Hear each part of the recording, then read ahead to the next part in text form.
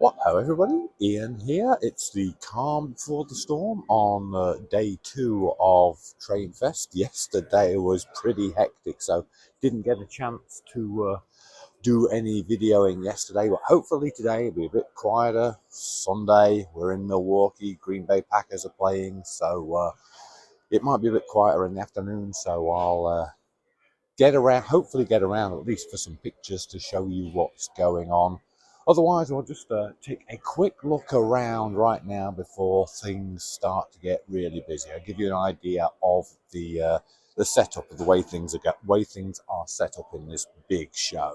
So here we are. Here's the most important layout in the show, Bontofts, of course. Now, if we take a look around us, because honestly, we're almost in the middle of the hall, which is, I suppose that's a position of great importance. But anyway, here we are. Here's the layout of the show.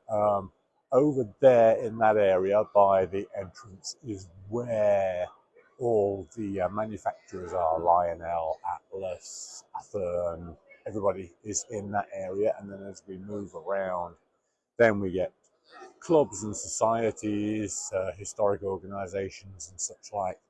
Then we get the traders in this area, and then all the way around here for the rest of the hall we have layouts upon layouts upon huge layouts. So I will try and get around some of these later on today and give you an idea, a flavor of Trainfest.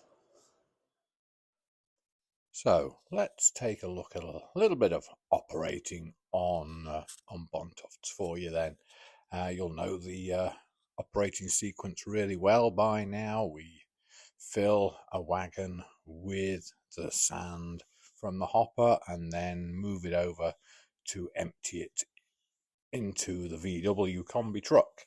So I have to say that the layout worked as well as it has ever done. In fact, it might even be the best ever 2 days of operating that I've ever had with this layout. So it was just wonderful to work with. Hardly anything ever went wrong. So we're very happy with the way things worked out.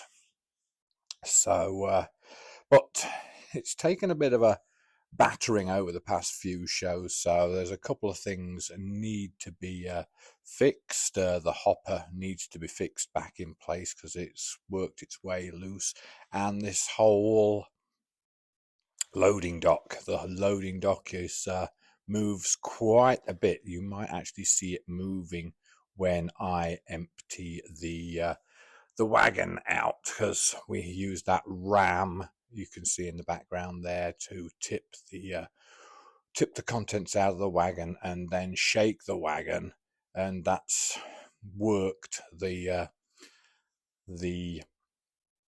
dock loose a bit. So that's going to have to be fixed before the next time it goes out. But all in all, for this show, this was absolutely fantastic.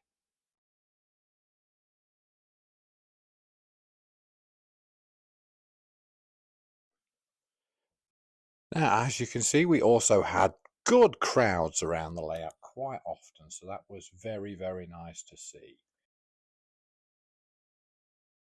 Let's take a look around the rest of the show. Now, I was very busy, so this is not a show review. These are the things that caught my eye as I went around on one of my short breaks from operating. First up that I was really happy to see was the Bachmann HON 30009 equipment. These new slate wagons and waste wagons and coal wagons look very nice indeed, and I'll look forward to getting some of those on my layout. Right, let's take a look at the first layout. Bridgeton and Saco River Railroad. Now, I've been following this layout for quite some time, to have been seeing it over the past 3 train fests, and It's been developing over the years from 2 baseboards to 3 baseboards to now this full horseshoe 7 or 8 baseboards, and it really is a very nicely laid together layout, and I'm looking forward to seeing this one finished eventually. Gypsy trolley line, that traction layouts are always good for micro layouts, and this is just really nice. It's a huge, long, thin layout, and yeah, I just really enjoyed looking at this one because, well, yeah, traction modeling is attractive and it's different. So yeah, this was another layout that caught my eye. Next to the trolley line layout was this fascinating display of paper and card built scale models. Really enjoyed looking at those.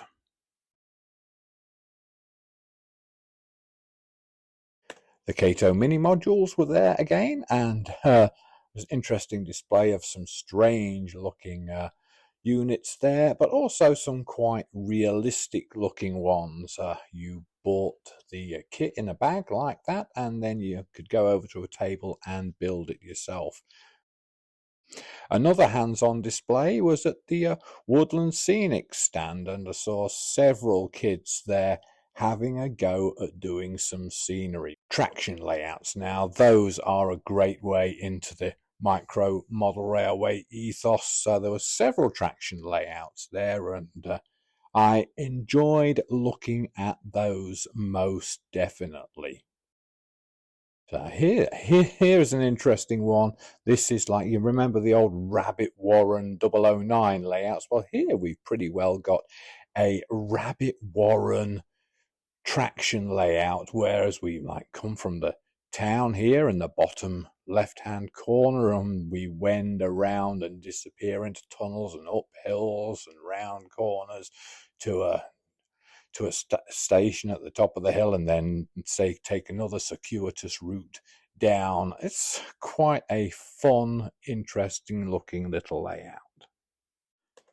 Best layout in the show, of course, is the Midwest Modutrak thing. It's a huge thing. I don't know how big it was, 60 by 30, a circuitous journey of like, must be scale miles. I mean, we trace the route out here. If we start at this bridge in the corner, and well, in the middle front here, and then you follow the track around to the left, around the curve, and way into the distance, and then you'll take another right turn, and then go along the back and make another right turn and come down this section here to and then make another U-turn and go all the way back up to that pillar again, and where you'll make another turn around and then come down to this corner by this Modutrak sign on the right hand side where there's a balloon loop, and you then turn around and go back on that same route all the way back to where we've come from, past that, and you'll go to another balloon loop there where where it turns around and comes back to cross over the river where we started. Huge run. And not only that, halfway up this left hand edge, you can see a branch line going up into the middle. There's just so much here. It's all the little vignettes here on this layout that attract me. So many well modeled little details. This locomotive shed depot scene is just beautiful. Bridge over the river was nice, and then there's my favorite section of the layout, this switching section. There's no doubt about it, this is a micro layout hidden in there, an industry served by a couple of sidings, and all this takes up is like about 4 feet, and yeah, 4 feet by 8 inches. It is an absolutely lovely piece of work. For audience participation, there was a time saver switching puzzle layout where where kids could have a go switching, and there was often somebody there. A little child would be there having a go. There were a few other small displays there. This was a small display on an N scale layout group, and I was most amused later on in the show as everybody was packing up to see this guy.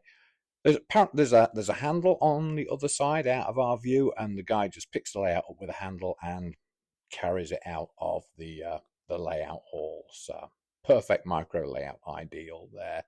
Then there's this one, a little Marklin Z scale layout in a crafter's wooden blanks. Fun little idea. And then there was some Hornby TT there. Some English guy had imported a load of Hornby TT. Thomas, why not? This is not just a Thomas the Tank Engine train set. This is a group of people who have built recreations of some of the sets for the original Thomas the Tank Engine TV series. They've done a lot of 3D printing, resin castings, all the different locomotive faces were done with resin castings, and they do look really impressive. So next to me was the Ask the Master Model Railroader stand, and the one thing I saw there that really impressed me was this kind of like workstation thing, and I asked the model railroader about it, and they gave me a full breakdown on how to make it, what it was made of, because it's an entirely scratch built thing, and I thought it was really interesting. I could see myself having a go at making something like this. I've been told how to make it, so stay tuned for sometime in the near future. I might actually make something like this. Yeah, you can't beat a bit of Lego. And so, yeah, how about a Lego Big Boy? Absolutely amazing. And so, too, the coolest thing I saw at the show, it is this. A Pennsylvania GG1 in Lego, an absolute masterpiece. I just really thought it was absolutely stunning. So yes, that's my take on Trainfest 2025. Not your average take. I mean, as you know, I was busy exhibiting a layout, so I didn't get much of a chance to see everything. I just saw things and took pictures of what grabbed my attention. That's why you're seeing pictures of a Lego GG1 and not a HO scale modular layout.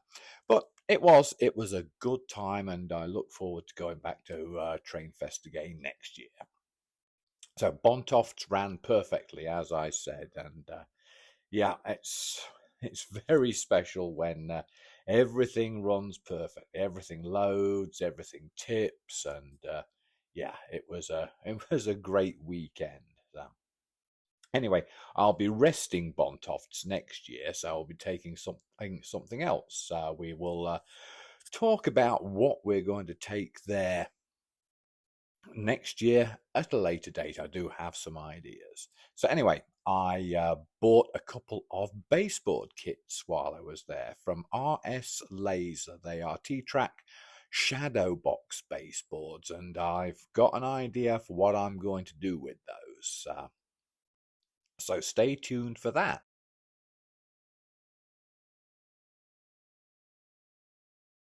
And with that, I'll just say one last thing. Build that model, lay that track, run that train, but above all, have fun. See you next time, everybody.